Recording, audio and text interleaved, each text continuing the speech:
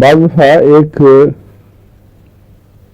مرض کی علامتیں کسی ایک دوا کی طرف اشارہ کر رہی ہیں، لیکن دوا کوئی اور نکلتی ہے. یہ کافی تنگ کرنے والا کیس ہوتا ہے، لیکن اس میں دیکھنا یہ چاہیے کہ اگر آپ نے احتیاط سے دوا تجویز کی ہے، وہ کام نہیں کر رہی، تو کوئی ایسا فیکٹر تو نہیں تھا جو نظر انداز ہوا ہو، مثلا موسم کا، کوئی ایگریویشن کا، اور وہ جس طرف اشارہ کرے اس طرف آپ چلے جائیں. تو بعض دفعہ ان ایکسپیکٹڈلی ایک دوا جو ہے وہ کام آ جاتی ہے. اس کی مثال کینٹ نے ایک دلچسپ یہ دی ہوئی ہے. کہتا ہے کہ ایک دفعہ میرے پاس ایک ایسا مریض آیا جو لیٹ نہیں سکتا تھا درد کی وجہ سے، اور دونوں ہائپوکونڈریا میں اس کے مسلسل درد تھی، وامٹنگ بھی تھی، انفلیمیشن بھی تھی، رومیٹزم جس میں انفلیمیشن کے آثار نمایاں تھے وہ بھی پایا جاتا تھا، اینکلز میں خاص طور پر، ہینڈز اور آرمز اور شولڈر بھی متاثر تھے، اور ایسے اسپاٹس اوپر جلد پر آ رہے تھے جیسے بخار میں جب بریک ڈاؤن ہو بلڈ کا تو اس وقت بعض اسپاٹس ظاہر ہونے شروع ہو جاتے ہیں، اندر بھی کیپلریز پھٹنے لگ جاتی ہیں، بلیڈنگ ہو جاتی ہے بعض اس قسم کی، کالی اور گندی قسم کی انتڑیوں سے بھی. یہ علامت ہے کہ بخار نے آہستہ آہستہ مریض کی اکانومی کو ڈسٹرائے کر دیا ہے، اب دفاع ختم ہو گیا ہے اور بلیڈنگ شروع ہو جاتی ہے. ان جو وہ نشان جو اس کے نتیجے میں جلد پر ظاہر ہوتے ہیں، کینٹ کہتا ہے وہ بھی ظاہر ہو گئے تھے، یعنی حد سے زیادہ گیا گزرا کیس تھا. اسٹمک انفلوئم تھا.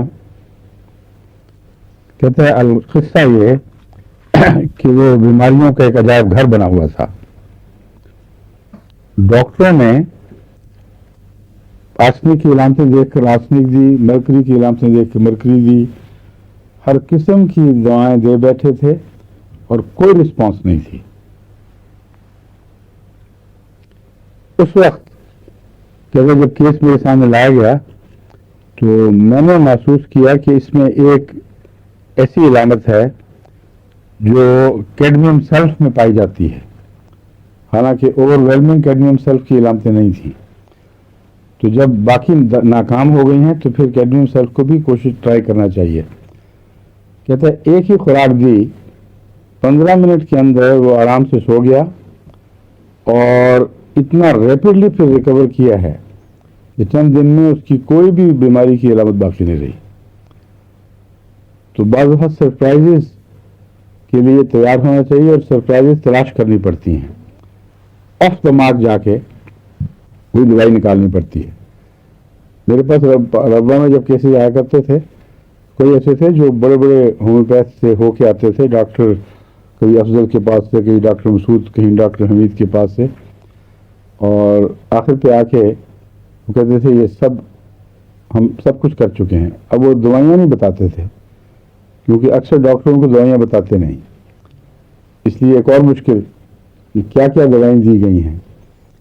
تو پھر میں اندازہ لگاتا تھا کہ یہ ہومیوپیتھ جو روٹین کا ہے اس نے اس علامتوں میں یہ 15-20 دوائیں ضرور استعمال کی ہوں گی، تو ان کو نہیں استعمال کرنا. کوئی اور دوا جو بالکل پہلے کسی کے دماغ میں نہ آئی ہو وہ ٹرائی کرنی چاہیے. بعض ایک دو ٹرائز میں ہی وہ کیس کے اوپر بالکل فٹ ہو جاتی تھی دوا.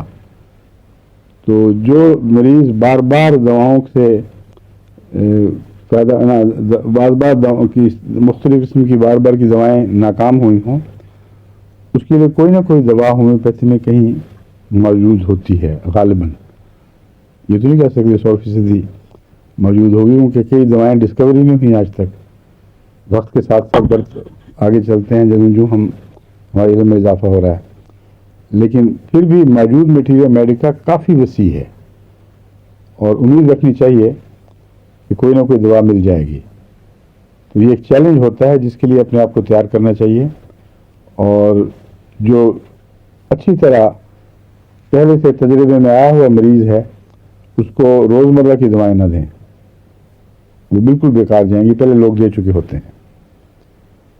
एक मरीज मुझे याद है, वो पागलपन का मरीज था, किसी दवा से वो ठीक नहीं हो रहा था, कोई असर नहीं था। उसके अपने अजीज बहुत बड़े होम्योपैथ थे, उनको मैंने नेट्रोमेयर 200 में दिया और अल्लाह के फजल से वो 1-2 खुराकों में ठीक हो गया, फौरन असर हुआ उसका। और इसके बाद मैं आपको ये क्रोटोलिस के बाद नेट्रोमेयर भी पढ़ाऊंगा, उसके मैं नोट्स तैयार करके दे आया था, ये मैं छोड़ा है एहतियातन बात वो करते हैं, शायद ना ही जरूरत पड़े एहतियात में। कैडमियम सल्फ में भी ये जिस्म की मुख्तलिफ दर्दें, बाईं तरफ का फालिज, रोमेटिक दर्दें हर किस्म की, जो उसका नक्शा था वो पाई जाती हैं उसमें।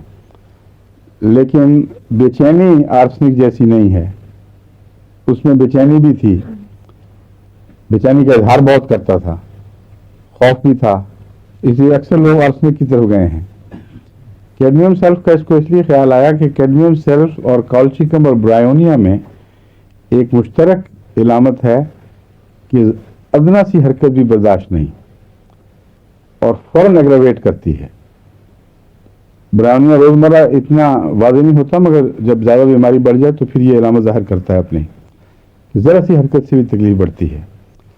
तो इसने कैडमियम सल्फ इसलिए दी कि कैडमियम सल्फ की ये इलामत उसमें नुमायां तौर पर पाई जाती थी और बाकी इलामतों में भी उसका शुबा पड़ता था, और नमी से तकलीफ बढ़ती थी।